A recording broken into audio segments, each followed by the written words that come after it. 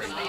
She's gonna be on. She's braver than me. When I was in Puerto Rico, I was not trying to be cool. She's zooming in from St. Lucia. I don't know why. I don't know.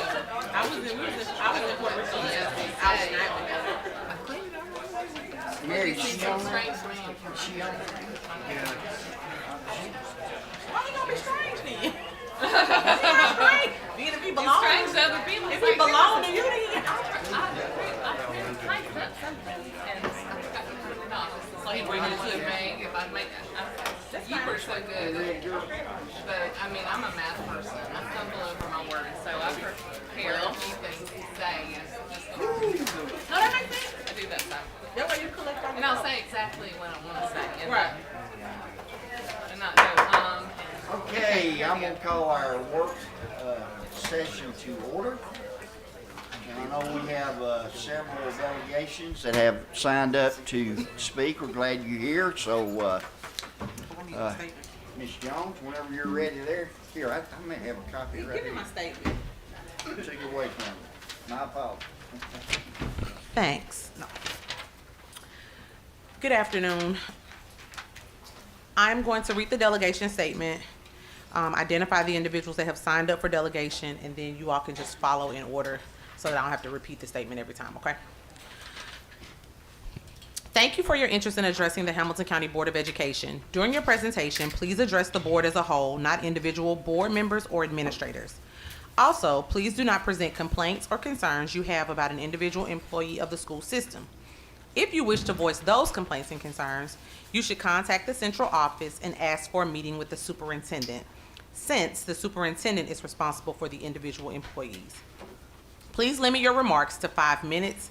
I will tell you when you have 1 minute left, and you may begin when you're ready. So, first on delegations is Mrs. Jeanette Armarkel. Good evening, Board, and Dr. Robertson, Dr. Stewart. Public education is at risk. We all see that. We're facing evolving national threats aimed at dismantling the Department of Education, with efforts to appoint leaders with no educational experience to guide this process, and a daily need to assess our practices based on executive orders has become the norm. At the state level, we are already seeing the negative impacts of the new voucher program. State and local governments are expressing concerns about the funding of education this year. As PECA meetings are about to begin, educators have voiced worries about potential cuts to their positions, the inability to keep up with the rising cost of living. The district is concerned with rising health care costs. Educators are also deeply concerned about their students' futures in an ever-changing political environment and the uncertain impact these shifts will have on funding. Despite voucher supporters' claims that funding will remain unaffected, it is clear that the same legislators are devising ways to pay for these initiatives by undermining vulnerable children. This effort is being actively led and supported by our local legislators, Senator Bo Watson and Representative Greg Martin. Several immigration-related bills have been introduced that pose significant implications for our students and schools. House Bill 793 and Senate Bill 836 authorizes local education agencies and charter schools to refuse enrollment of students who are unlawfully present in the United States, a direct challenge to a 1982 U.S. Supreme Court ruling in Plyler v. Doe, which guarantees all children free access to public education regardless of legal status. House Bill 145 and Senate Bill 268 mandates the verification of immigration status for students, requiring parents of children without lawful residency to pay tuition for public schooling. This measure is seen as an attempt to use children to identify undocumented adults, a deeply troubling approach. House Bill 746 and Senate Bill 1044 requires parents to submit a birth certificate, U.S. passport, or military ID to enroll their child in public school, or pay the district or charter the amount of funding their student would generate under Tennessee's public school funding formula, TISA. While it is crucial to address the immigration concerns, we must not do so at the expense of children. These policies inflict unnecessary trauma on children who are not at fault for their situations. It is essential to protect the children and avoid using them as collateral for future voucher programs. This approach will ultimately decrease the resources available to schools due to a reduced student population within the TISA formula. Immigrants contribute significantly to public funds through sales and property tax. Our immigrant community, including the undocumented, pays billions of dollars annually in taxes that pay for our schools. Representative Lambert at the state level said that the flood of illegal immigrants in our country has put an enormous drain on American tax dollars and resources. Our schools are the first to feel the impact. However, blaming children for the failure of legislators to adequately fund education is unacceptable. We have seen the substantial reserves that have been withheld and how the flood victims were used as leverage to pass the voucher bill. Despite having billions in the rainy day fund, state continues to refuse to use these resources for the public schools of this state. It is time for all of us who are invested in public education to stand up and speak up against these tactics.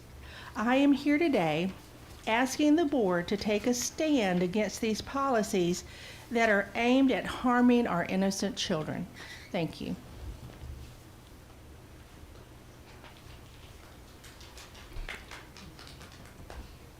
Mrs. Rebecca Day.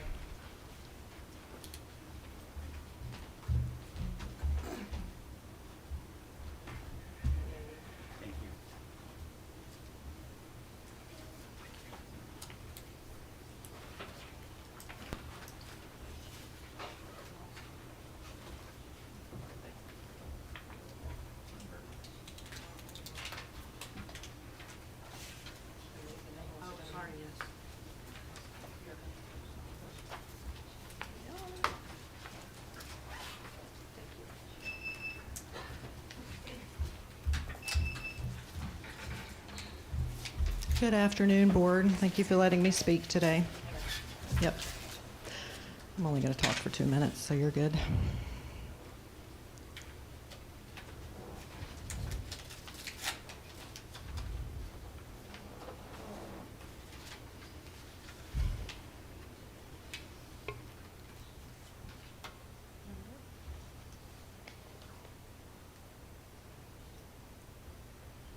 I got it on my phone here. That's okay.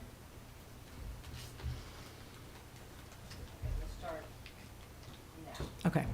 I brought you all a letter from Dr. Kelly Coles providing information relative to the Federal Department of Education's February 14th, 2025 letter on DEI. Kelly is the Executive Director of the NSBLC. She advocates for and trains school board members around the United States on how to bring real accountability to our public education system. As we're all aware, the Department of Education sent a letter to the education departments in all 50 states notifying them they have 14 days from Valentine's Day, February 14th, 2025, to remove all DEI programming from their schools. Failure to comply will result in loss of federal funding. It has been reported that some school systems are informing staff not to follow the directive, but instead wait for lawsuits and for this order to work its way through the courts. Additionally, some districts are rebranding DEI departments and personnel to avoid accountability. We saw Hamilton County do this with the seed coaches when they renamed them support coaches. I encourage you all to read Kelly's letter. I also encourage you to read a letter written by the superintendent of Maricopa County. Her name is Sheila Boggs. She stressed that schools should focus on meritocracy and academic excellence over politics, and that she would be monitoring compliance and assisting where needed. I encourage you all to do the same. You can find her letter on X or Twitter. In closing, I encourage you all to review the Indiana Attorney General's website. It's called Eyes on Education, EYES on education. They're exposing objectionable curricula, policies, and programs affecting children. I am also asking you all to proactively reach out to the Tennessee Attorney General and ask his office to create a Tennessee Eyes on Education portal where citizens can review and report DEI violations and objectionable material to the state. We've got a large group that will be contacting the Attorney General here in Tennessee. We've already met with him and just gave you like a quick overview of the diversity and inclusion portal that's on Hamilton County's website and a couple of policies that you can review. Thank you. Thank you. Excuse me. Mrs. Harriet Reed.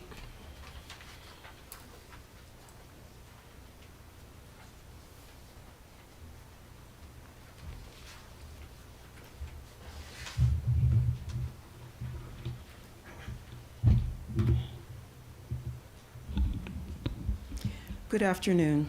My comments are regarding the new cell phone policy being considered. Hold on, Ms. Reed. Did you start, Mary? I did. Okay, go ahead. While I completely agree that the use of cell phones in the classroom are distracting for students and, in my opinion, inhibits actual learning, there are 3 problems that should be pointed out. The first is that without cell phones, students are not able to keep their parents apprised of school lockdowns. Many parents have complained that they were not immediately notified when the school was locked down, and even more horrifying, some parents were not notified until days after the event, or not at all. They heard about the lockdown from their children. There needs to be a policy in place for every school in Hamilton County to immediately notify parents when their child's school is locked down, no exceptions. The second problem is that without cell phones, the public cannot be made aware of anomalies occurring in schools, such as flags and other than the American flag that should not be displayed in classrooms, and teachers, especially substitute teachers who identify differently than their birth gender and who want students to address them by this different gender. This is confusing and in many cases traumatizing for children. Also, parents have reported that classrooms, libraries, and other spaces are locked and inaccessible to them, even on occasions where parents have been invited into the school. Why are the parents locked out? What's in the classrooms or the libraries that shouldn't be seen? Some of these problems should have been addressed by the administration where these incidents occurred, but unfortunately were not, which brings me to the third problem. One of the reasons for a possible change in this policy, according to reporting by a local news station, is that the current policy was not enforced. My question then is, who is responsible for enforcing the current cell phone policy? How will a change in policy miraculously motivate the adults responsible for enforcing the current policy to enforce the next policy? What were the consequences of violating the current policy? How many students received actual consequences? Were restorative justice practices used for this? In short, was there any investigation done to determine why the current policy doesn't work? Before agreeing to ban cell phones from classrooms, which I do think would improve attention spans and learning, I think the school board needs to consider a more far-reaching solution to many current problems in schools. Cameras. We need cameras in classrooms, hallways, gyms, lunchrooms, and outdoor areas of schools to protect students, teachers, and other staff. There would not be cameras in bathrooms, locker rooms, or any other private spaces. Not only will cameras provide liability protection for the school district, it will also provide a window into how well the current practices of restorative justice, seat coaches, or whatever they're being called now, mental health counselors, and other professionals actually work in progress. It would give the school board and administrators a window into the efficacy of many programs currently in use, some of which are being voted on tonight, which have not yielded satisfactory results. It could also ensure that outlawed policies such as DEI and CRT and any of its manifestations are in fact removed from the classrooms. I would like to add that here in Hamilton County Schools, they have not yet removed the DEI policies, of which there are many, from their website. I am not suggesting that the camera footage be accessible to everyone. My suggestion is that the only time the camera footage would be used is in very specific incidents. The footage should only be accessible to necessary personnel as set forth by the school board policy with guidelines for retrieving and viewing the footage. For obvious reasons, this policy would need to be strictly enforced to protect children. There are other benefits as well. This would be a deterrent for theft. It would promote safety, help ensure compliance of school policies. There are teachers that are leaving the profession, in part because they no longer feel safe in schools. We are in a crisis moment of retaining good teachers. If the teachers don't feel safe, the students aren't safe either. While I know cameras in school is a controversial issue, I think it's time to have that discussion. Our most precious future, the children, is at stake. Thank you. Thank you.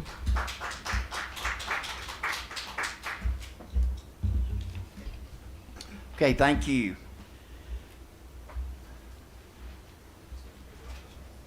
So I believe we have somebody here from the Chattanooga Public Library. Is that you guys? Thank y'all for coming.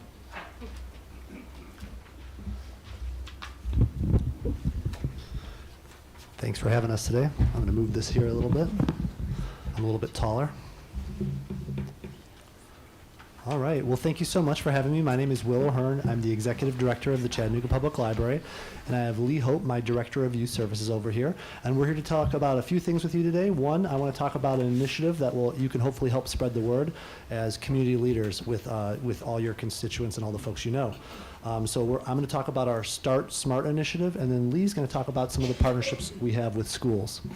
Oh, it advanced. That's great. Just in time. Two initiatives in our Start Smart initiative is going to be, one is going to be no-cost library cards for anyone 0 to 5 years old in Hamilton County. And so this actually builds on the partnership that we already have with y'all. If you didn't know, all Hamilton County employees and students receive a no-cost library card regardless of their residence. This builds on that, ensuring that folks in Hamilton County get a card basically from 0 to 18 years old, helping support education in our community here. This builds on our partnership, and it's recognizing that literacy just doesn't start when you go to kindergarten, but starts, even some evidence shows it starts before birth, but we'll start with 0. How about that? Thank you. I'm here all week.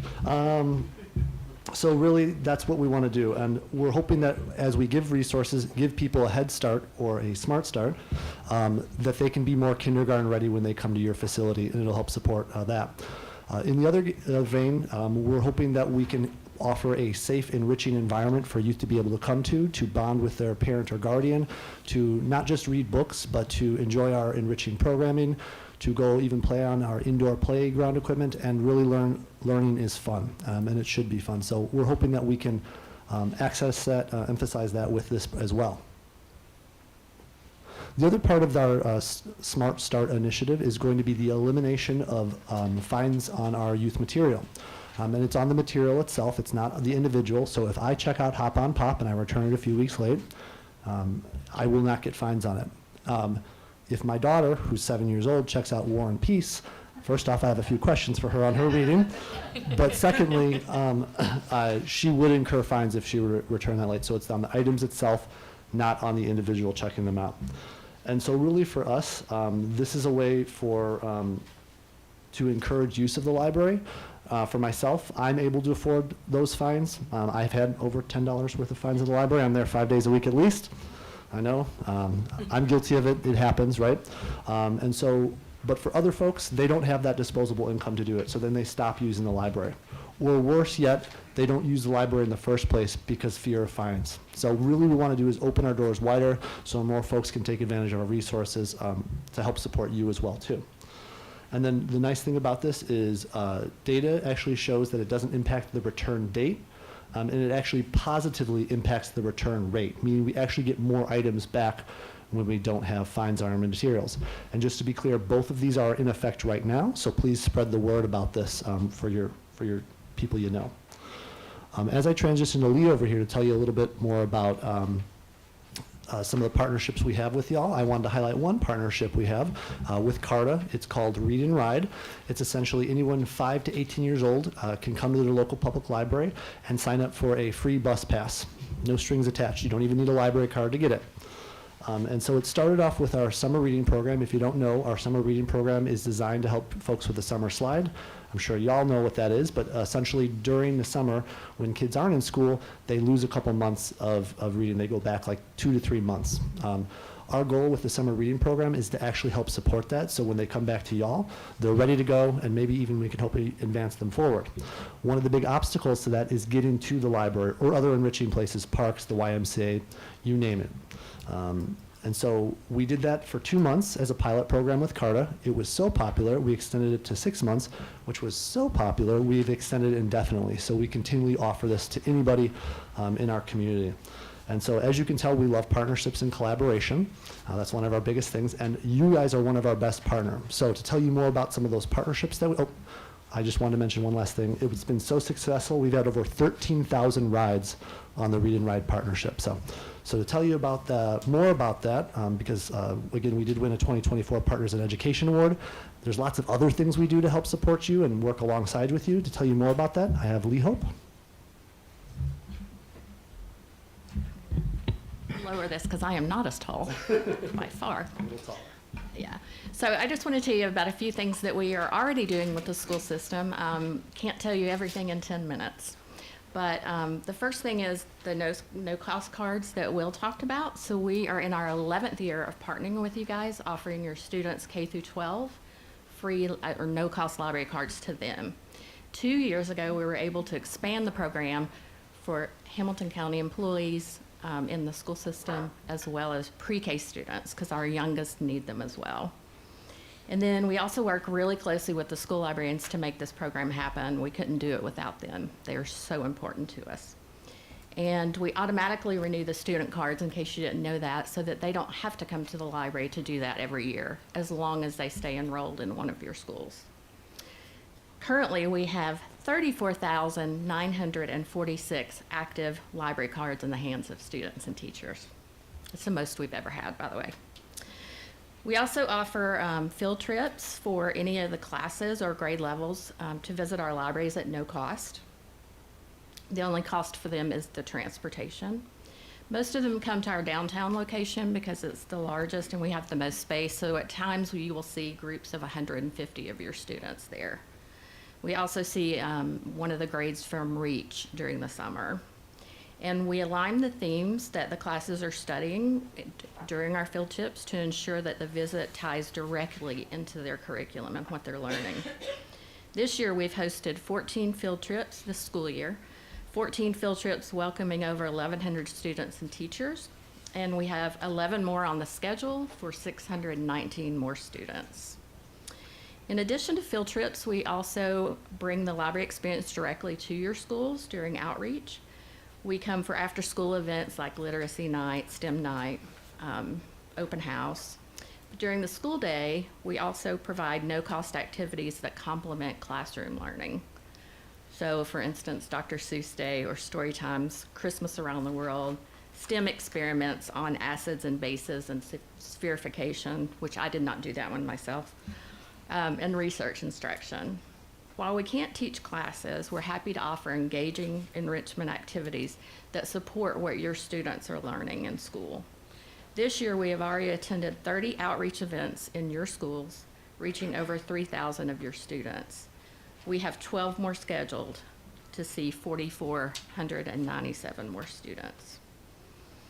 During the school year, our programming at the libraries for school-age kids are all aligned with your curriculum, because we want the kids coming to us to also see that what they're learning in the classroom is very important.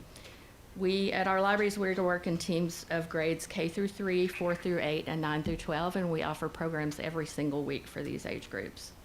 We also make it very fun and inviting for them. We just kind of sneak that learning in for them, kind of like you put broccoli in a smoothie. Will talked about the Read and Ride with CARTA. I just want to add that we, to date, have given out over 1,500 bus passes. We also have resources for school teachers and librarians. We offer book selections, suggestions, often on topics that they're working on. We assist school librarians in weeding their collections, getting rid of old materials. We offer reading challenges during the school year and obviously summer reading program as well with an online platform. And then we offer a teen volunteer program in our downtown library because students need to earn volunteer hours for school requirements and Tennessee Promise. This year we have over 200 students that we're working with. It'll probably hit 300 by the end of the school year. We also collaborate with families in transition, in your families in transition department to distribute donated formal wear. We kind of took that program over because they didn't have the staff to do it. So last year we provided 192 prom dresses and formal attire. Oh, thanks. This is one of the field trips. This is the Chattanooga Charter School of Excellence, and they pretty much have sent every grade in middle and high school here to the library this year. So CPL is also proud to be a network of additional partnerships aimed at enhancing services for Hamilton County families and students. We work closely with Signal Centers to help increase enrollment numbers for kids in Hamilton County, which I'm proud to say the numbers have gone up from 59% enrollment to 65% in the last 3 years. More books in the hands of kids. We have offered many virtual sessions for case managers for the Tennessee Department of Children's Services to inform them of the services available for our families in need. And then we have also connected with staff from the new Center for Thriving Families to explore ways we can collaborate to serve the families of our youngest learners. And then lastly, we have teamed up with the Foundation to launch very soon an educational toy lending library so that families have the opportunity to borrow toys that support learning at home. And so I just want to say in closing, we're very grateful for your partnership. We're very pleased to help support education because we know that's so near and dear to all of your heart here.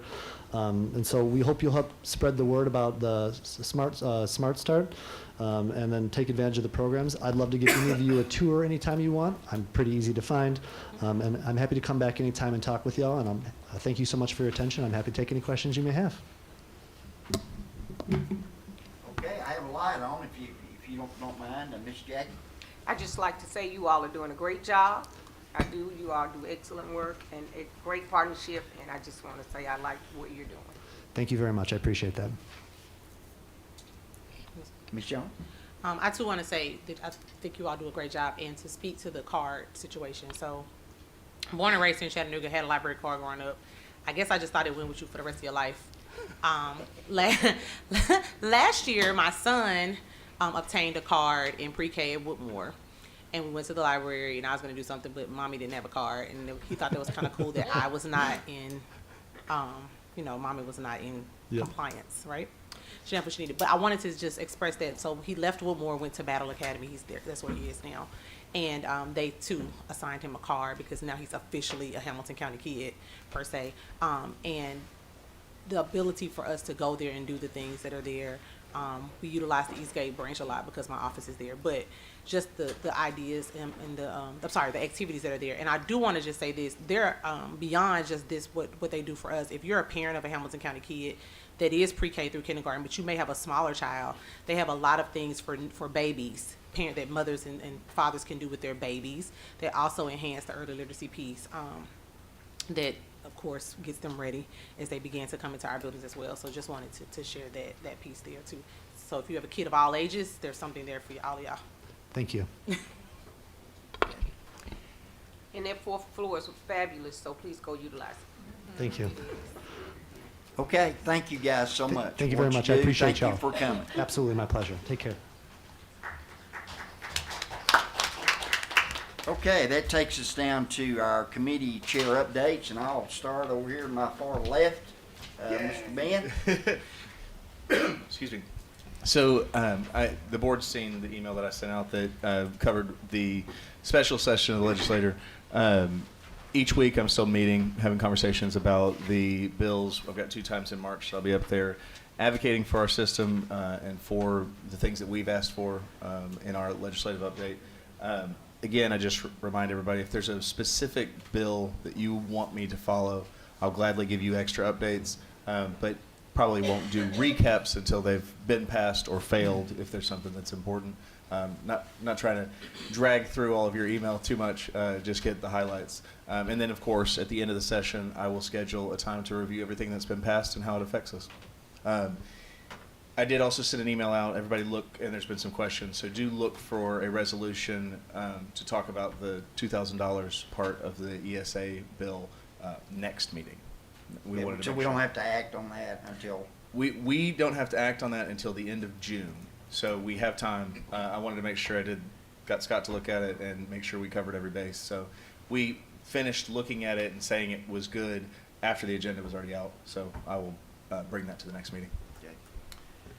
Mr. Ben, thank you for the way you thoroughly keep us informed. It makes me wonder why we need to pay $60,000 for a lobbyist. Thank you. That's why I'm informed. Jody, can you hear us? We can't hear her. We can't hear you. Can you hear us?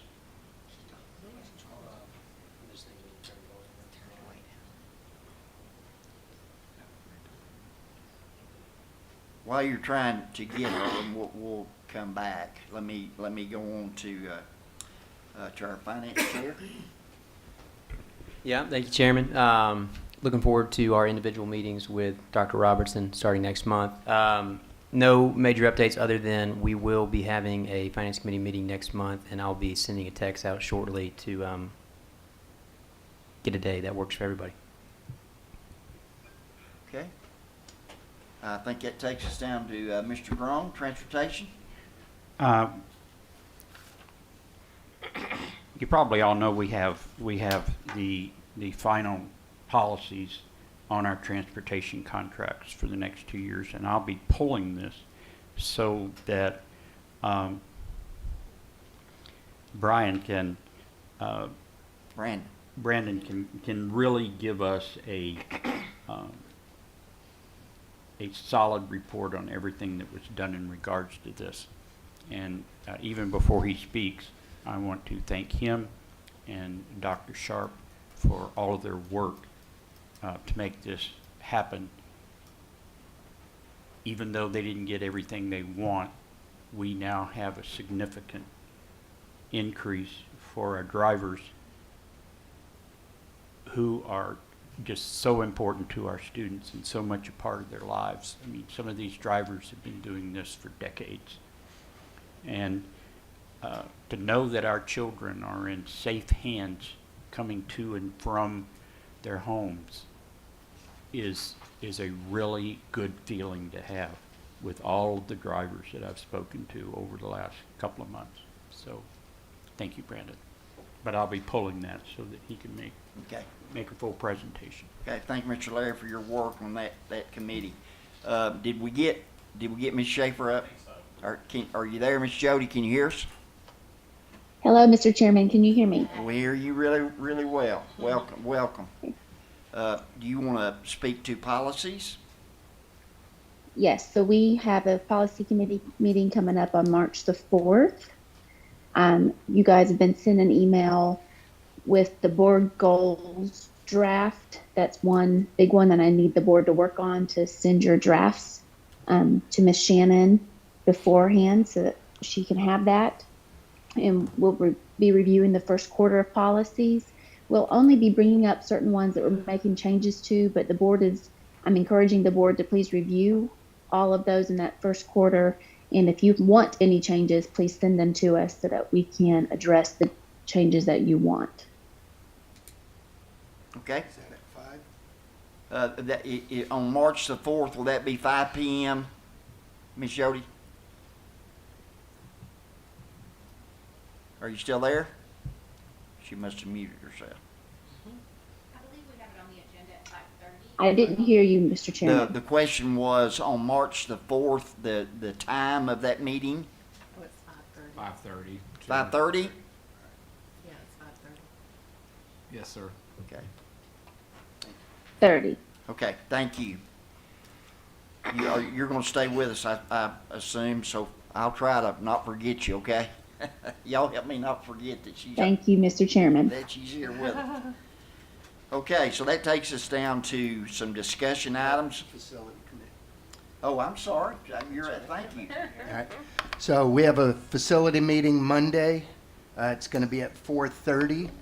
During This that, coming Monday, which this is- coming Monday, 4:30. We had 13 applicants for custodial.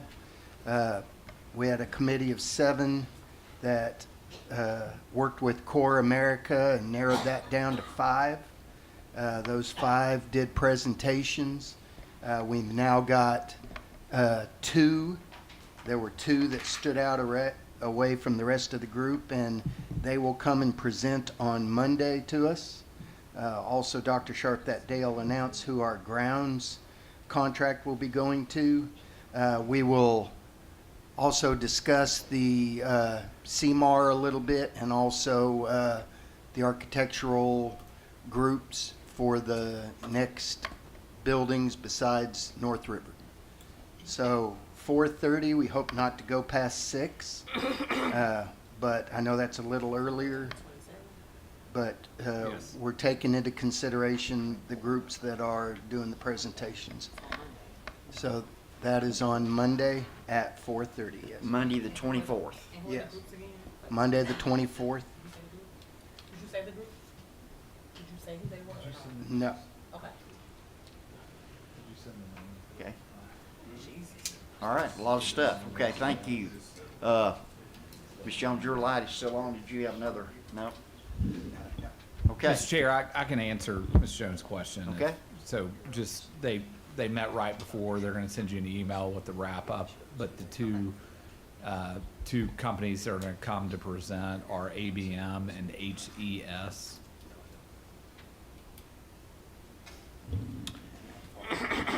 Okay. So we have several items for discussion. And I don't remember who requested which item, so you guys just jump in there. You want to start us off? Sure. Okay, in regards to exceptional education, so as the exceptional education liaison, I've been meeting with exceptional education leaders and exploring solutions to some of our student placement issues. And I spoke to Dr. Stewart today, and she assured me that the staff is looking at alternate placements for students that will best fit their environment for themselves and for others. And because my primary concern right now, as I've said before, is the safety. That's the number one for all students and staff. And unfortunately, we did have an incident where an exceptional education staff member did resign recently. But one thing I've asked for is for differential compensation for some staff in the alternate placements who teach students who are, more challenging and they're more at risk. And I appreciate the administration because in speaking with this, each person seems really receptive to this. Okay. Anything else there on exceptional education? Okay. Coaches, supplement number of football coaches per school and the Evergreen study regarding athletics. Ms. Schaefer, can you hear me? Yes, Mr. Chairman. Do you want to? So I wanted to make sure that the board knew, because I had brought up the coaching supplements, and I wanted the board to know that it came to my attention that HCDE did get a study on coaching supplements. They paid for it through Evergreen, and we have not seen the results of that. I think the understanding is that we will see it at the March meeting, but I wanted the board to be aware that there was a study performed. Is that, Dr. Robertson, is that right? You anticipate Yeah. that? I do. I don't know that study, I don't think the study's been complete. And so I think we've anticipated all along being in March that we would have it. I have not, if there's something with athletic coaches already done, I have not seen that, but I can check with Dr. Brown and see what we have available. Will that be a part of that study? It is. Okay. It is a part of the study. Mr. Steve? Thank you, Joe. I've looked at all the coaching supplements, and I just see a lot of disparity there. Basketball coaches get a 15% stipend, boys and girls. Then you've got baseball, softball, and wrestling that get a 10%. Soccer. Track. I just know the baseball coach at Soddy Daisy works year-round on that field. And it's just not the same as a basketball coach.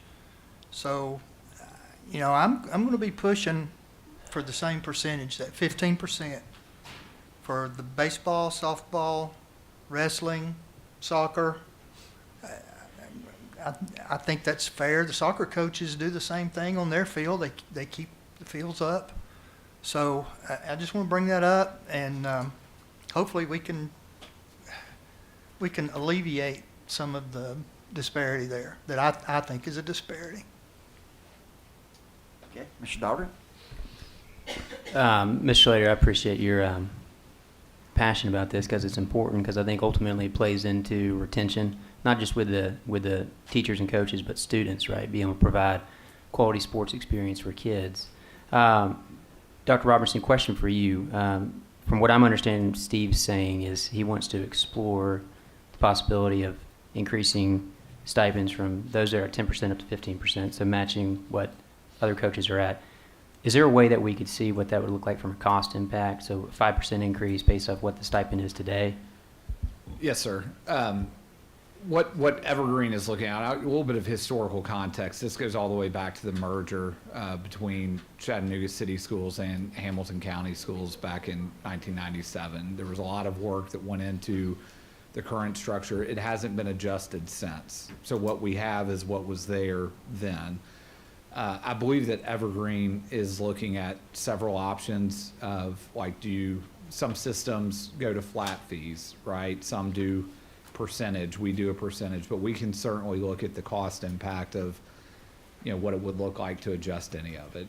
And Evergreen will have that as well. Okay, thank you. Okay, Mr. Slater? Thanks, Joe. On the football coaches that y'all see there, every high school has the same number of assistant coaches in our county. And again, there's a big discrepancy. Lookout Valley, for example, is a 1A school with about 23 kids on the roster. And they got the same number of football coaches as Soddy Daisy High School that's got 90 kids on their roster. Not only is it a discrepancy, but it's a safety issue, in my opinion. I'm going to suggest that somehow Coach James, Dr. Robertson, Joe, look at changing this to 1A, AA, and go right on up. Now, the question has also been asked to me about what do you do with Howard High School, who is a 6A school. And my answer is, if they had more coaches, we might have more kids come out. But I think in all fairness, 3 or 4 coaches at the 1A level is plenty, and then you go up 1 coach for each classification. That's my opinion. So, Steve, how do other districts across the state, how do they handle their number of coaches they have? I'm not sure, but I know the last time we went up to Oak Ridge High School to play a football game, they had 11 coaches.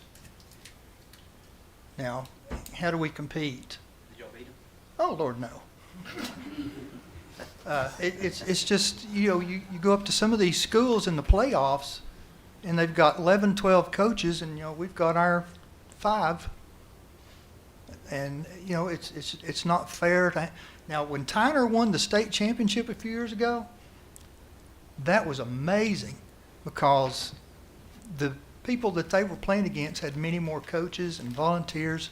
And for Tyner to win that state title, man, that was awesome. They didn't have Coach Turner, though. Okay, Mr. King?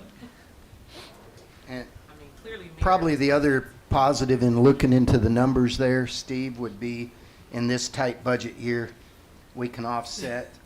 If we do offer a pay increase for coaches, we can offset that some by I'm gonna go be a coach. lowering the numbers in certain schools of how many coaches there are. So it might help balance that. Okay. Anything else there on coaches? Mr. Chair, Yes.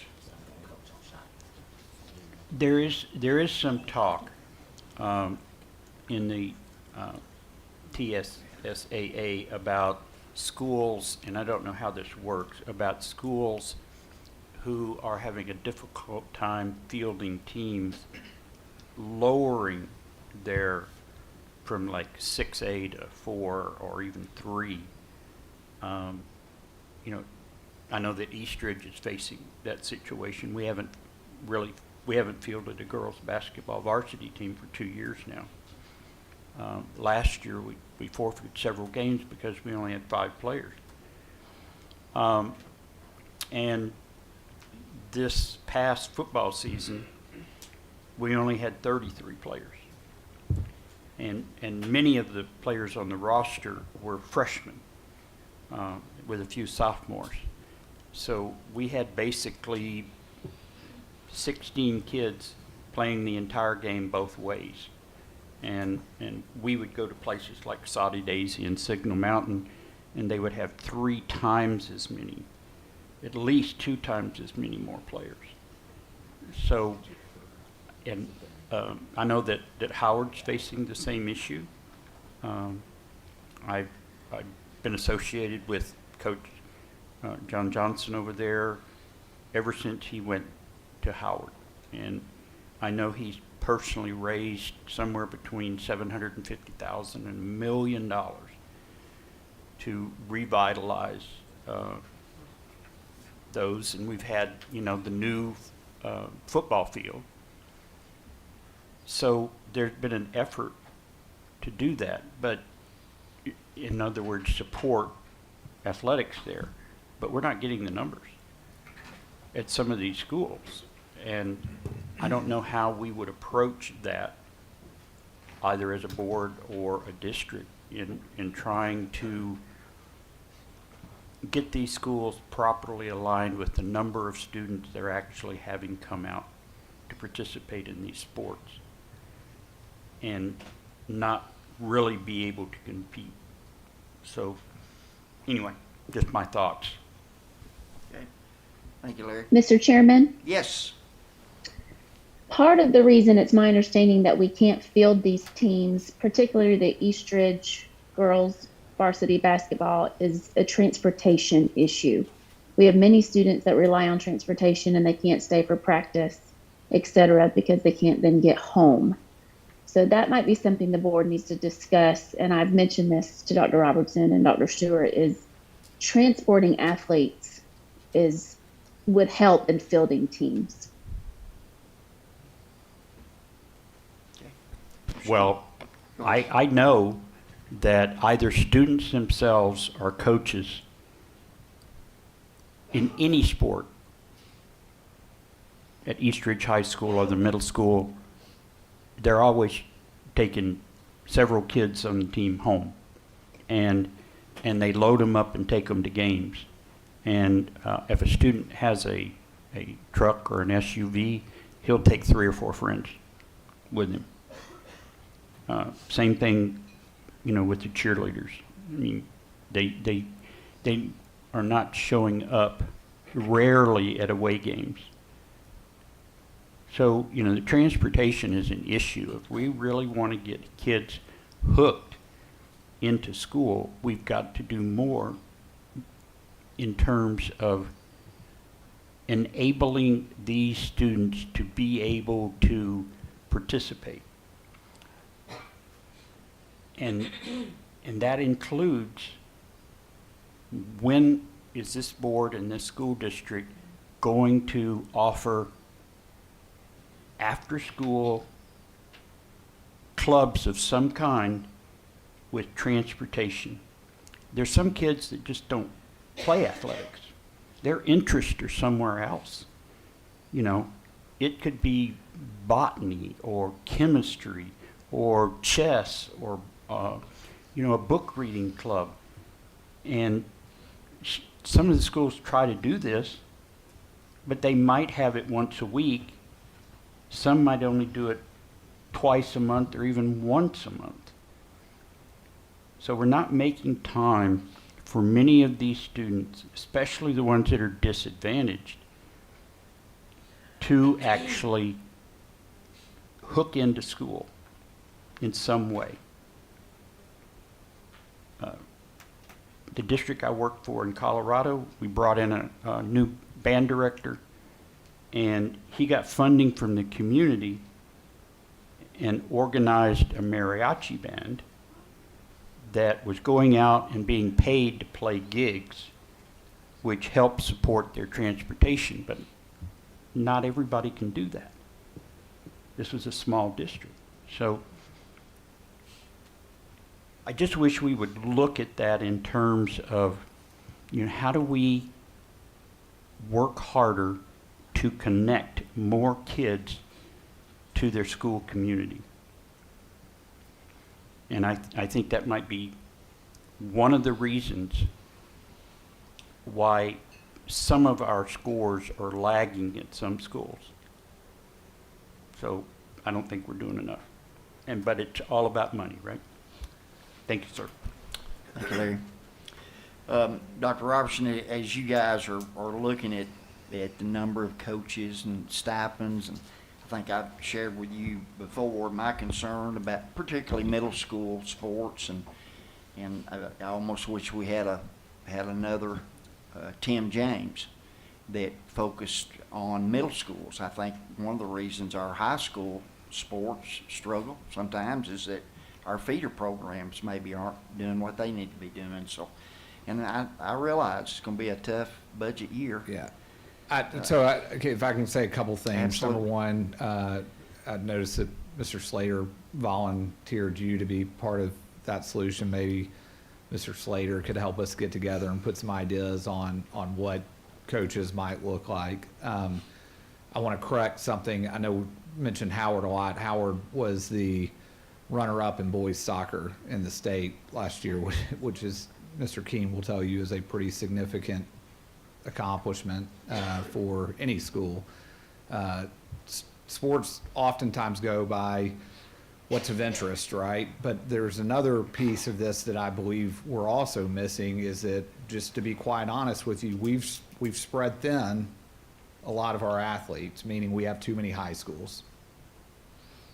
That's the reality, right? And when you spread thin athletes, it's hard to keep, especially big sports like football, going. I think that's why you've been able to see, you know, some of our mid-size football teams. You know, Saudi had some success this year, Signal Mountain, Red Bank, Tyner, but why it's harder to see success at some of our larger schools.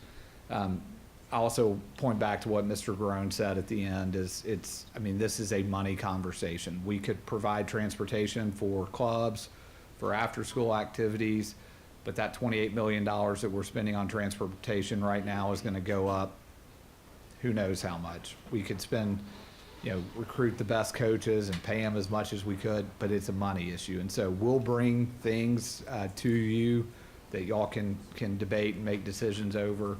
But there's going to have to be some considerations on what we can and can't do in a tight budget. Okay. Okay, thank you. And I'm sure Steve will be glad to help you with that. Okay, staffing considerations. I'll speak. Go ahead. Okay.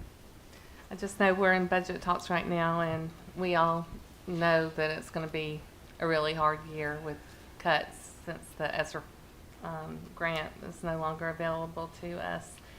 But as I know, we have a couple more weeks before we have our individual conversations, so I'm just in advance asking and just expressing an opinion with the board. Being a former regular education and special education teacher in our system for 20 years, you know, I just really want to protect our regular teachers in the building very much. I know that there have been some positions in the school that have been added, and now we're taking away teachers, and some of those are remaining, and I would hope that we keep as many regular education teachers as possible, and ex-ed. I'd also hope that the principals could have more discretionary funds as far as the staffing that they need. And something I've complimented you all a lot on is that you've allowed that this past year, and I know the principals have used their strategic funds in different ways and have been very happy about that. And I would just encourage you to, you know, expand that, because all of our schools are, you know, they're not the same. They're very different. Their needs are different.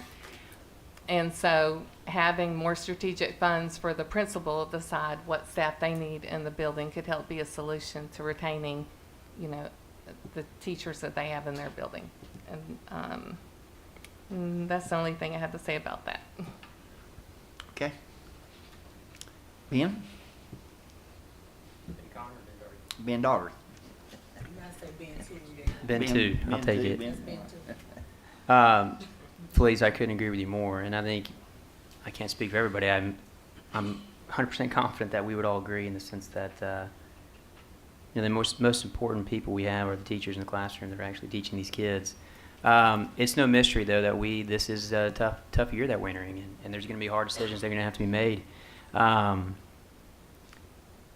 I guess my takeaway is this, and I've got a unique position because I've voluntold to be the chair of this finance committee, and I take it very seriously because ultimately, as I've said before and I'll say again, the reality is so much of what we do in public education revolves around a budget, and if we can't consistently operate within a balanced budget, we're not going to be able to do the things that are incredibly important in the schools, both from a staffing perspective and a model perspective in terms of the programs we roll out. So the one thing I wanted to say is I hope that at the end of this season, and working with you, Dr. Robertson, and your team, Mary Ellen's been so helpful.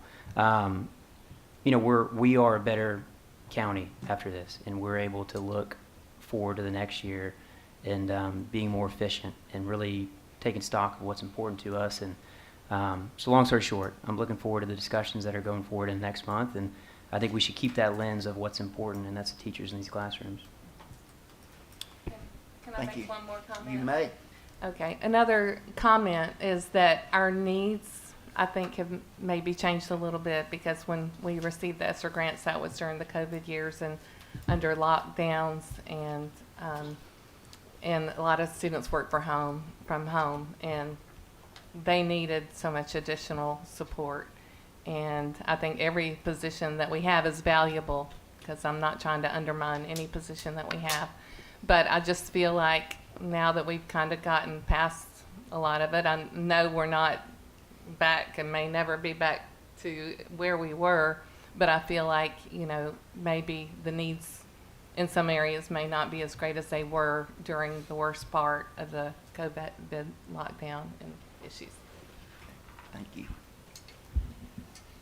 Mr. Chair, I feel like I need to clarify just publicly, because we're talking about teachers and cuts. I want to be clear, the staffing model didn't change in terms of how we fund the number of regular ed teachers that we have. And so any adjustments that would occur would be directly related to enrollment at a school, right? And so just to be clear, and principals have already seen those sheets, there wasn't a change to the staffing model for regular ed teachers. Yeah, are you hearing much pushback from, because I'm not. I mean, the principals seem to understand why you're having to do this. I've asked every one of my principals, how do you feel about the staffing model? And they all seem to understand. I think what we're seeing is a third year of a staffing model that the leaders really do understand. And to the strategic dollars, they appreciate the strategic dollars. And because they know that the ratios have not changed for regular ed teachers, they know what to expect based on their enrollment. The conversations they have with us and with Shannon are around enrollment numbers. If they have questions around their projected enrollment, that's the conversation they're having. But they do understand that the ratios are aligned to enrollment, and I think they're just maturing in their decision processes. And we're hearing lots of positive. They continue to be really encouraged by the model. Okay, Ben Collins? Thank you, Chair. So I did have to light up there because I am getting some pushback from some of my principals that are saying specifically it was presented as something that they asked for, and that really wasn't the case, that they didn't ask for this to happen in the way that it is. I'm also concerned, as Ms. Schaefer is, Hadden. Ms. Haddon. Ms. Schaefer's not here. She's right there. She's on here. I can see her name.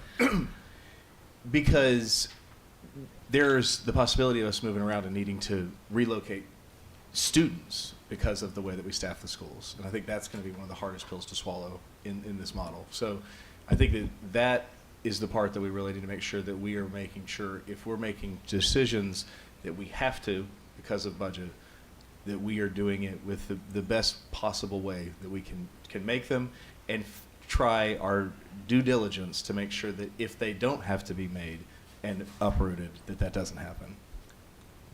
Again, to be clear, like, that's not a budget decision. That's a resource and serving kids decision. And what we've seen and heard over the last 2 years within this staffing model is the way that we were resourcing exceptional ed, as we were creating environments where there would be like 1 or 2 kids that needed additional resources, but because we were pushing those across every school, we were having a hard time serving kids well, right? And so this adjustment to the exceptional ed piece, that has nothing to do with, the regular ed teachers, but with the special ed piece, is about trying to strategically put resources in places where we can serve kids well. You're right that there are some conversations that will need to be had during IEP team meetings, and we've been very clear those decisions are made by the IEP team, right? But we are strategically putting resources across the county so that we can better serve kids. And some of the things that we talk about there have kind of come over time, and sometimes I think if you don't take a step back and look at what you're doing, and after 2 years, that's what we did with this model, to readjust and make sure that we were resourcing schools appropriately. But to be clear, that's not a budgeting issue. That's trying to use our resources efficiently and put resources in places that better serve kids. I would agree, but it's also, it's because of the funding. It's because of where we are. And if we are having to take a student that was at a school and the next year that service at the same school isn't available, that is moving somebody from a school. I'm just saying, no matter what we do, whatever we call it, if it's budget or if it's dispersion of resources, we're impacting a child's life, and we just need to make sure that we're 100%. having the best thought processes there. Okay. Gary? Yeah, I think also it needs to be made public, the state has changed certain guidelines toward teacher-student enrollment. They've changed the number of students that can be in a CTE class. They've changed the number of students that an inclusion teacher can oversee. And I don't mean going smaller, I mean going larger. So all these will affect numbers in a school. Also, if I'm not mistaken, they've increased the number of students that can be in certain high school classes, where before it was 32, now it's 35. I mean, so the state is also coming in, and if you'd like to clarify that, Dr. Stewart, that'd be great. Yeah, I mean, it's true that the state has adjusted some of their numbers, particularly around CTE.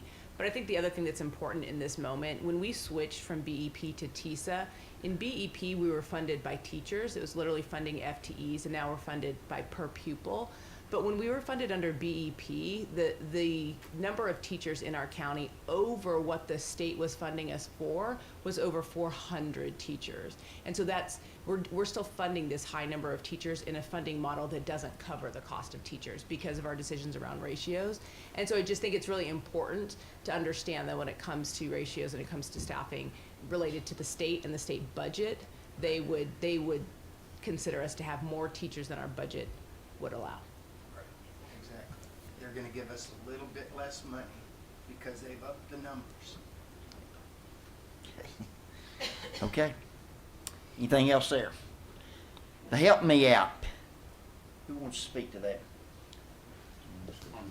Can we, The- Mr. the Chair, we Help can go ahead. Me I app. think if you give us a second to open that, we probably Oh, help me, have no. the answers. Okay.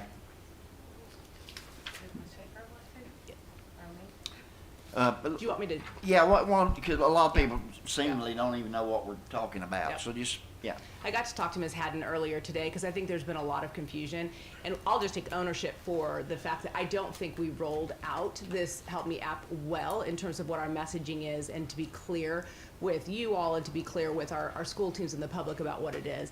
So I want to explain kind of where the idea comes from and where we are today. I'll start by saying we put everything on pause. We will not move forward with this until the fall, if after all of our input cycles we still think that this is a good idea. But the Help Me app came from the loss of a student a year and a half ago to suicide. And I challenged our SEED team to identify ways that kids could ask for help more easily and autonomously if they needed to. And so they went and they did some research all over the country and nations and talked to different school systems about how they're doing that. And this app came up as one solution where kids could quickly ask for help. There are 3 buttons, so to speak, on the app, whether it's on your phone or on your computer, and we have control of whether or not those buttons are on our app. So we don't have to take all 3 if we choose as a district not to. But the first button it says resource help. So if a child needs food or clothing or have some housing need, they can push a button and it notifies the school social worker, and the school social worker can get engaged. The second button is crisis counseling, and it's a crisis hotline. And that button can be pushed and it goes to a national crisis hotline, and that's 24/7 access to that hotline. Our students in Hamilton County have always had access, well, I don't know how far back, but at least for the last 10 to 20 years, 988, the crisis hotlines that we had, it's a national hotline, has existed in our schools. The kids have always had access to that. This just gives it right to them on their phone. The crisis counselors on the other end of that phone do what crisis counselors are trained to do. They're trained professionals, but they respond to the need. They utilize law enforcement if necessary. If the kid's in a high level of crisis, they will communicate with us, so on and so forth.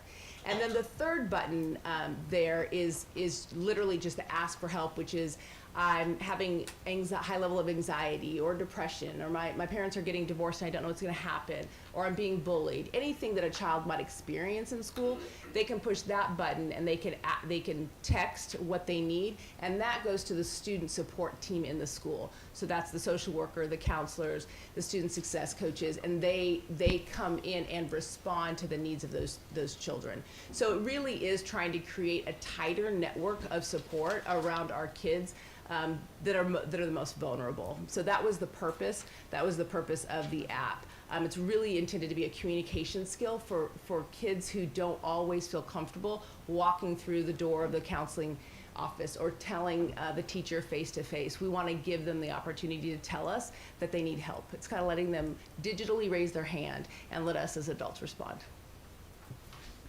Thank you. I think you were the best one to speak to that topic. Thank you. What would that look like if they don't have access to their phones? It's a great question. So it's on all of their Chromebooks, so it'll be on their Canvas page on their Chromebooks for 612. Right now, we're not planning on it being on the 3rd through 5th grade Chromebooks, but if they have their computer at home, they would have access that way. The other thing is that the 988 number is, I don't even know if it's the same crisis hotline, but that of course could be something that they could use otherwise. But yeah, I don't know that there's a way for us to get that to them if they don't have a phone or a computer. So you said that it's been paused for now. I mean, there's a lot of concern from a lot of people. Yeah. So what is that? What exactly does that mean when Yeah. you say it's been paused? I think that the challenge of where we are right now is a challenge of communication and messaging. So I've asked Dr. Russell and her team to back up and to seat advisory councils with school counselors, advisory councils with school social workers, get more input from the field to find out what are the concerns in the field and do we have the answers for those concerns. And so just do a better job of cultivating buy-in and then determine how are we going to communicate this with students better, how are we going to communicate it with parents better, that whole piece. It's a tough thing to start anything mid-year, and so it's better for us to pause. It's just they've been working on this all year, and I think they just got to the point that they were ready and wanted to move forward and just didn't cultivate the way that they needed to. I just know that school counselors are concerned, and parents are concerned, at least this board member's concerned. So I think you got a lot of work to do. Okay. Mr. Grant? Yes, could you define something for me? Sure. Cultivating bias. What is your definition of that? I said cultivating buy-in. Buy-in. Buy-in. Okay. And what does Help Me do with any data they collect? Yeah, it's a good question. So the data that comes straight to our school, they have it in a database in terms of what the kids have communicated, but it comes to us as well, so to speak. So how they contain their data, we don't know on the crisis counseling side. I think this is something that Chairman Smith asked us about and something that I need to find out more about from Dr. Russell as they understand what's happening within this system. Like I said, if we decide not to do the crisis counseling piece through this app, we do think it's important that kids have access to crisis counseling. We think it's important that everybody have access to crisis counseling. But to your question around the data, I don't have an answer to what happens with the crisis counseling data. All the other data comes straight to us. Well, you'd think it's covered by HIPAA, but we had an issue. The developers, the owners that created Panorama, was called before Congress because it was discovered that they were taking the surveys and selling it to third parties. And it caused one of the founders to have to resign and disengage himself from the company. So yes, this does concern me about what a third party or a first party might be doing with our data. And unless we get, confirmation from the organization that's running this on data, I don't want anything to do with it. Yeah, I think the question before us is, to what extent do we want to provide 24/7 crisis support to our students? And that's what this is attempting to get at. And so I think if we as a system decide that we don't want to do that through this app, we can certainly make that decision. But I think we just have to weigh what is most important to us. What about the current crisis hotlines that are available right now? They are functioning exactly the same way this button is. Okay, so any minor who's calling any of these current national hotlines, we're getting we're getting an alert on that too? No, not on the 988. This would actually bring that alert to us. So from this app, they would alert this crisis counselor at whatever point, but that crisis counseling hotline would connect with us so we could be responsive to the child that's in our care that's in crisis. 988 does not do that. Okay. So how does this board, whose responsibility to oversee this district, how do we, this board, learn about, not by student names or anything, not even by grade level, but how do we learn about the number of interventions that are coming in terms of safety in our schools, both for other students and the students that might be at crisis because of some sort of trauma? I think that's a great question. I mean, we have some of that data now in terms of kids that are receiving any sort of extra help because of whatever their need may be. This would certainly give us more concrete data, more specific, because it would be a place that we could actually see, because it comes straight to our student support team. So when you're asking how would this board know, we could give you some of that information if you wanted it, but we could give you some of that information now. It's just another layer of support for kids in crisis or in Well, need. It's not I even crisis. also think it's difficult, in my opinion, it's difficult for this board to know how severe discipline issues might be at any particular school. And I'm talking with our General Assembly delegates about, in terms of bullying, where the state statute on that, Tennessee Annotated Code, or Code Annotated, says that principals don't have to make any report on an incident unless there's, quote, serious bodily injury, close quote. So there can be fights going on at a school that there's no report ever written about it. Are we talking about something different, or are we still talking? No, this is tied in, I'm just tied in with school safety and what I was about to say, oversight. the data the platform that we created for you has this one data on it, so you can see it anytime you want, right? Yeah, I've looked at it, and I just want to be clear, you got all the data you can handle. And I got more than I can handle. You know, I need a whole team of analysts. I mean, Mrs. Moody tries to help me, but, you know, she's drinking through 6 or 7 hoses with all her responsibilities too. And I've always said that her staff is not large enough. So, you know, when I get a report one year that there are no bullying incidents at a certain school, and I know for a fact that there were at least 2. There's a difference between a fight and a bullying incident, though. Well, And I that's what I'm understand that. talking about. I But understand that. we do have procedures around when bullying is reported. It's very concrete, and I'm happy to share that again. Whether or not a school determines the bullying to be valid, which they have to go through and make decisions, but they have to interview all the students involved. They have to contact the parent. They have to set up systems of support if they determine bullying has been determined. And so those systems are pretty solid, and we do have that data. So I'm happy to share again what a school's responsibility is when bullying is reported to them. Let's just say that we see things a little differently, you know, from my perspective. Thank you very much. Okay, I'm gonna go to Ms. Schaefer, and then I'll come back to you, Ms. Jill. So Jody, can you hear us? Yes, thank you, Mr. Chairman. I first want to bring up, as a parent, this Help Me app creates major concern. When would you be getting parental consent? Yeah, it's a good And question. where was that thought process in trying to roll this out this month? So there's a couple of things there, Jody. The parental consent, if a child asks for help and it goes straight to the school support team, we would be following the exact protocols that we have now. So a child walks into the school counselor, they convey something, the school counselor feels like they need to meet with them more regularly, they'll call the parent, they'll talk about the concern, they'll talk about the ways they want to support the child, and certainly get parental permission. So that's that piece. We would follow our normal procedures for any kind of regular support we would give in schools. When it comes to the Honestly, I think you need the consent before you put it on their device. need parental consent for the kids to ask for help through a device? Before they access an app. I think there's certainly a conversation to be had there. I think what we're, again, trying to do is increase the kids' opportunity to ask for help. So,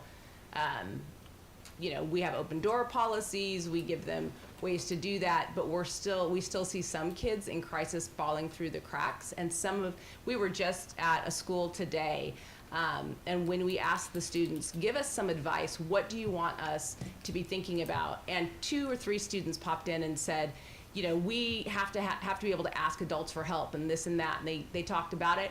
And then one student chimed in and said, but some students aren't able or willing to ask for help. And we're not always going to walk into the office. That was literally a conversation we had just today. And so again, I think we're just trying to give kids avenues to have the adults intervene, and parents will always be involved when that child has a need. Okay, do they not already have the quick tip that they can use? Students don't report asking for help through the quick tips. That's just not how it's utilized. And who was paying for this? Here we are talking about budget time, and this was being rolled out without the board's notice. And who's going to be paying? Where is this coming from? Well, it would be a budget expense. The contract has been put on hold while we continue to cultivate understanding. My concern is that the contract was put on hold after the board was advised from a current social worker who communicated concerns to board members, and then the board was put on notice and brings it to light, and now it's put on hold. But it was going to be rolled out this month prior to the board getting a hold of it. That's my concern. I think it's a fair concern. I do think that we did not do a good job of communicating this well, both at the school level with those that would be responsible for it, and certainly within the community. I think that was not done well. I will agree to that. And I think that why we are putting it on hold specifically so that we can gather more input and generate more understanding. Okay, Ms. Chair, anything else? Thank you, Mr. Chair. Thank you. All right, Ms. Jill? I think you answered this question earlier, but I want to clarify. Two of the buttons, this stuff comes directly to our school staff. And any of those school staff who don't already have permission to interact with that student will obtain consent to interact with that student. That's right. That procedure is in place. That's right. Period. My question was around the crisis information. I think you answered this, that like there's a fail-safe, like if one of our kids accesses the crisis hotlines through our app, we don't know the contents of that conversation, clearly. Right. But someone at our schools are notified that this kid needs a follow-up referral, that this kid needs help, that this kid has contacted crisis, and people that we have on staff who are there to help kids will be made aware that there is a kid in their building that needs help that might not be on their radar. That's exactly right. Okay, because that was my concern, is I don't want any kid who is reaching out for this crisis hotline because that information doesn't come directly to us to fall through the cracks at all. There's a built-in fail-safe that any kid who reaches out through this app in crisis, that someone on our staff is going to be notified to step in, that kid needs follow-up. That's right. And this is really trying to allow kids access to support outside of school hours. We know Right. that they're only with us 20% of the time, and sometimes when they're struggling deeply, they're just not in our care, and so that's what this is intended to do. But it all pulls back to the school so that we can support kids in their needs. I appreciate that. My priorities are more along the lines of, are our kids safe and healthy? That's right. And there are already like permissions and consent things in place with our support staff. That's right. that intervenes with our students. Okay, I just want to make sure. Ms. Felice?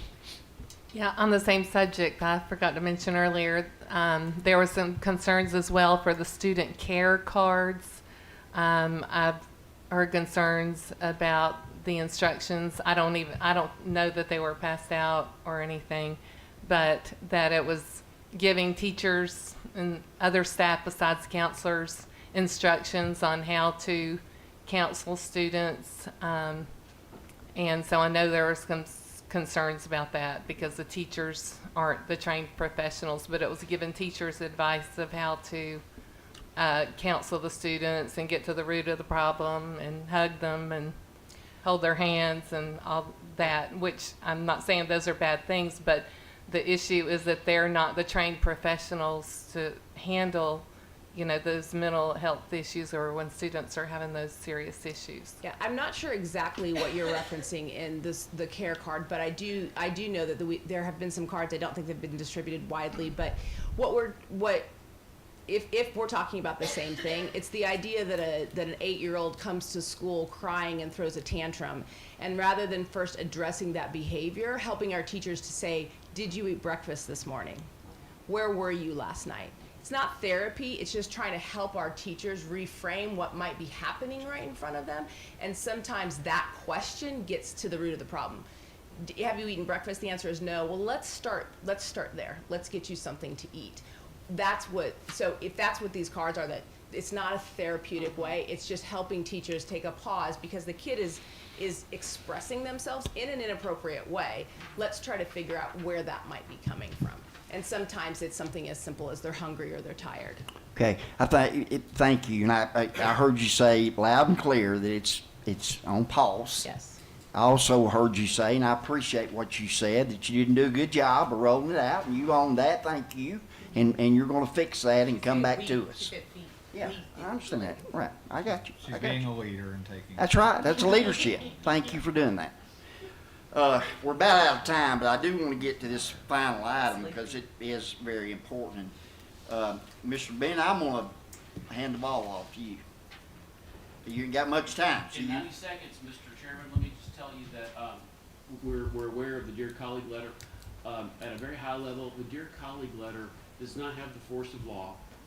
It's guidance. It's letting us know that there will be some new rules coming down. Let me just stop you, just so the public will know.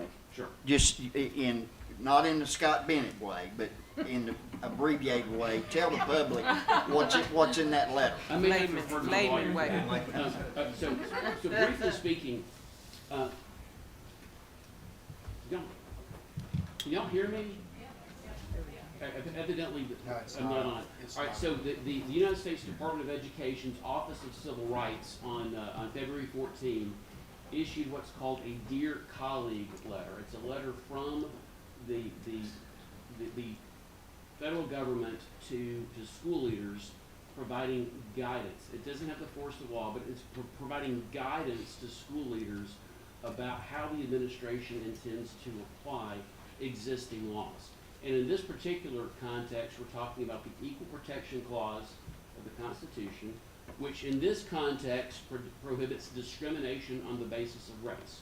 But also Title VI, which is a statute that prohibits discrimination on the basis of several things, but in this context, race, with regard to any funding recipients. So what the administration's telling us is there will be some new rules coming down that may require school systems to rethink how they do some of their policies. That's the general overview. As it applies to us in Hamilton County schools, and in particular in Tennessee, I don't think it's going to change an awful lot. Because what this Dear Colleague letter is primarily concerned about is what we in Tennessee have for years referred to as prohibited concepts. Well, we already have a law in Tennessee that prohibits the teaching of prohibited concepts. I think largely this rule, the rules that will be coming down, will largely affect those states that do not have prohibited concept laws. I think it will also underscore some other ways that districts may be going about hiring practices, but in particular hiring practices where they have contracts with other parties. I feel very comfortable that our policies are consistent with Tennessee law as it relates to prohibited concepts. Frankly, though, Ms. DeCamp and I don't know what we don't know. And so we're going to work over the next couple of weeks to talk with senior leadership to see how the board's contracts with third parties may be impacted by this. So this is an ongoing study. We're committed to looking into it. But right now, I don't see this as something that requires an immediate knee-jerk reaction. So no timeline? No, sir. We're going to continue to look at this. As we see things, we'll bring it to your attention. I do not see anything right now that requires immediate action by the board. Well, I thought I read, maybe I misread, there was a 14-day. Yes, sir. So what the Dear Colleague letter is talking about is by the end of this month, we expect some additional guidance from the administration, additional rulemaking that we think will target those things that we are loosely calling prohibited concepts. Now, I want to be clear. The letter uses DEI, diversity, equity, and inclusion. but there's not a standard way of using that term. The way this letter uses DEI is the functional equivalent of prohibited concepts. It's not necessarily the same thing that we're doing in Hamilton County Schools. So, in 14 days, we'll see some follow-up information from the federal government.